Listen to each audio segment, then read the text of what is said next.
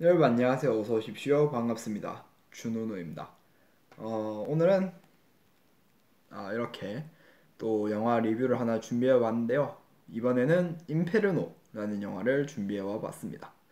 어, 사실 저는 이제 대한민국에서 평범하게 태어나 평범하게 고등학교 2학년에 재학 중인 평범한 18살 학생입니다. 아주 조금 남들보다 특이한 점이라면 자타가 인정할 정도로 영화에 관심이 많고 그것을 보는 것을 좋아하는 학생이라는 점인데요. 그래서인지 시험 기간이고 심지어 당장 내일이 바로 시험에 임해야 되는 그런 상황임에도 불구하고 영화 인페르노가 너무 보고 싶고 땡겨서 잠시 머리도 식힐 겸 보러 갔다 왔습니다.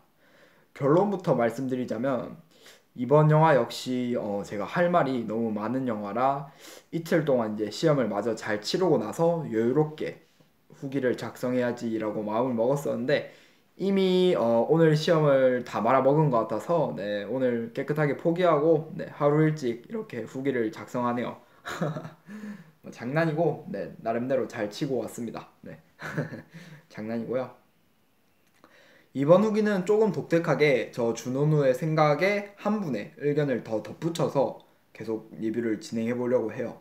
그 한 분은 바로 저희 아빠인데 임페르노를 같이 관람했고 고등학교에서 국어를 가르치시고 저만큼 이제 영화를 되게 좋아하시는 분이라 아빠와 함께 영화를 종종 보고 합니다. 근데 그때마다 영화를 하시는 게 저와 되게 비슷하시다면 비슷하시고 많이 다르다면 달랐기에 언젠가는 꼭 한번 제 후기에 아빠의 평을 넣고 싶었습니다. 어쩌면 지금의 제가 영화에 빠지고 글을 쓰기 시작한 것도 아빠가 지지해 주신 역할이 컸기 때문일지도 모르겠네요. 뭐 이에 대한 이야기는 추후에 마저 해보기로 하고요. 본론으로 넘어와서 임페르노는 댄 브라운 작가의 소설인 노버트 랭던 시리즈를 원작으로 하는 영화입니다. 노버트 랭던 시리즈라고 하면 원작에서는 다빈치 코드, 천사와 악마, 로스트 신불, 그리고 임페르노 이렇게 네 단계를 걷고 있는데 영화에서는 앞에 이 네 가지 작품 중 노스트 신불 세 번째죠. 세 번째 노스트 신불을 제외하고 2009년에 천사와 악마를 이어 3단계를 걷고 있는 작품입니다.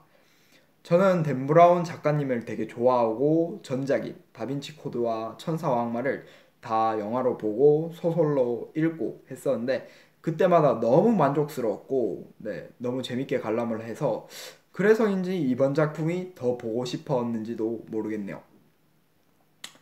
혹자는 임페르노가 시리즈물이고 이번에 세 번째 작품이라는 정보를 얻고 혹시 이제 전에 나온 작품이나 원작 소설을 안 읽으면 이해가 안 되거나 좀 공감을 하기 어렵진 않을까요? 라고 걱정을 하시던데 개인적으로 전혀 그럴 필요가 없을 것 같습니다.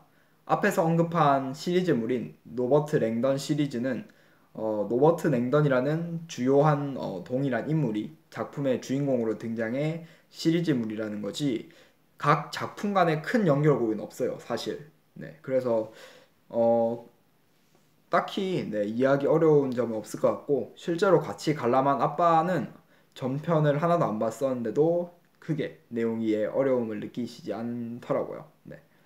소설이나 만화, 심지어 웹툰을 원작으로 각본을 짠 웬만한 영화들의 공통점은 구성이 알차고 내용 전개나 설득력 면에서 거부감 없게 어, 그 정도로 거부감이 들지 않게 할 정도로 짜임새가 탄탄하다는 것인데 이는 전작들인 다빈치 코드나 천사와 악마에서 확실히 느낄 수 있었습니다.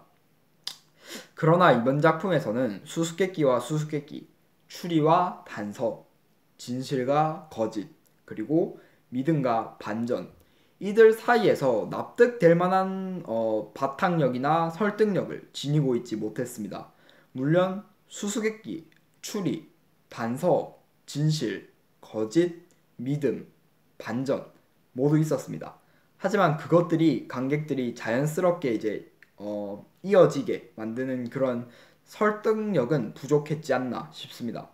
그래서 살짝 추리하는 장면이 추리라기보다 설명에 가까웠고 반전이라고 삽입한 장면에서는 반전이라기보다 억지라는 느낌이 더 가까웠습니다. 아빠는 이에 대해서 영화에서 단서를 던져주면 관객들이 관람하면서 그 단서들을 조합하고 추리하면서 관람하고 영화를 보고 나서 아, 이게 이런 거였구나. 내 생각이 틀렸구나. 혹은 와, 내가 그렇게 열심히 추리한 게 맞았네. 라고 전율 느끼는 게 있어야 하지만 그런 점이 부족하다고 지적을 했습니다. 살짝 다듬어서 표현하자면 복선이나 앞으로의 일어날 일들을 암시하는 것들이 너무 뜬금없거나 당연했습니다. 쉽게 말해 혹시 이런 것이 아닐까? 가 아니라 당연히 이런 거겠지 라고 생각하게 될 정도로 후반부의 트릭이나 반전은 정말 시시하게 느껴졌습니다. 중반부에 조금 보여준 진짜 추리하는 장면도 전작처럼 직접 발로 뛰어다니면서 박물관을 막 오고 가면서 단서를 찾는 것이 아닌 구글링 한 번으로 폰 검색 한 번으로 중요한 단서를 이렇게 바로 포착해내는 것이 전작에 이제 비해서 더 많은 그런 장관을 보여주거나 스토리텔링 하는 면에서 좀 부족하다고 생각돼서 매우 실망했습니다. 이에 대해서 아빠는 정보화 사회가 되어감에 따라 이제 디지털화된 정보를 해석하는 장면을 담은 것이 아니냐고 추측하셨는데 이게 다음 작품에 대한 약간 큰 그림은 아닌가라고 조심스럽게 예측을 해봅니다. 미스터리 추리물에서 추리만큼 부족한 것이 되게 실망스러울 수 없는데요. 미스터리 추리물에서 추리가 부족한 것만큼 실망스러운 점이 또 하나 더 있었습니다. 사연이나 인물들 개개인의 이야기가 차지하는 비중이 너무나 컸던 건데요. 이게 개인적으로 또 아쉽더라고요. 이에 대해 혹자는 짧게 끝낼 이야기를 길게 늘어뜨려서 만든 것이 임페르노다 라고 얘기를 하는데 저는 이제 반대로 너무 긴 이야기를 임페르노라는 한 영화에 담으려다 보니까 그게 실제로 이제 노스트 신불이라는 작품이 영화 대상에서 빠지니까 그 많은 내용을 영화 한 편에 소설 2권 내용을 영화 한 편에 이렇게 압축시켜서 넣으려다 보니까 너무 함축되고 압축이 돼서 받아들이기 조금 거북했습니다. 관객들은 더 많은 추리를 보고 싶고 더 많이 머리를 쥐어 뜯는 그런 걸 보고 싶은데 정작 우리가 봐야 되는 건 인물들 간의 드라마이니 아쉬울 수밖에 없죠. 정리하자면 정작을 보고 너무 기대해서 실망하긴 했으나 전작에서 보여줬던 2%를 보충하기 위해서 전편에서 보여준 추리, 미스터리 보다는 사람들 간의 갈등, 배신, 사연에 너무 집중해서 나머지 성공적이었던 50%를 잃어버린 게 아닌가. 즉, 98% 완벽한 영화에 2%는 채웠으나 거기서 마이너스 50점이 돼서 50점짜리 단순히 기대 없이 킬링 타임용으로 보기 적당한 영화라고 말씀드리고 싶네요. 제가 지금 시험 기간임에도 불구하고 영화를 또 한 편 보고 와서 이렇게 리뷰까지 작성을 해보는데 오랜만에 영상을 앉아서 촬영하니까 되게 혀가 풀려서 많이 좀 실수를 한 것 같지만 제가 전하고 싶은 바는 다 전한 것 같아서 다행이네요.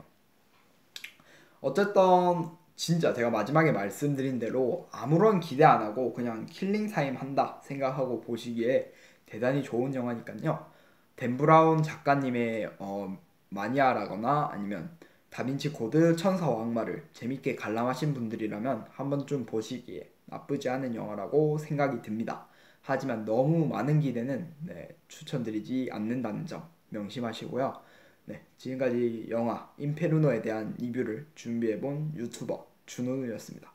다음번에 제가 내일 당장 또 닥터 스트레인지라는 영화를 보고 또 바로 리뷰를 한번 해볼 예정이니까요. 많은 기대 부탁드리면서 저는 여기서 물러가도록 하겠습니다.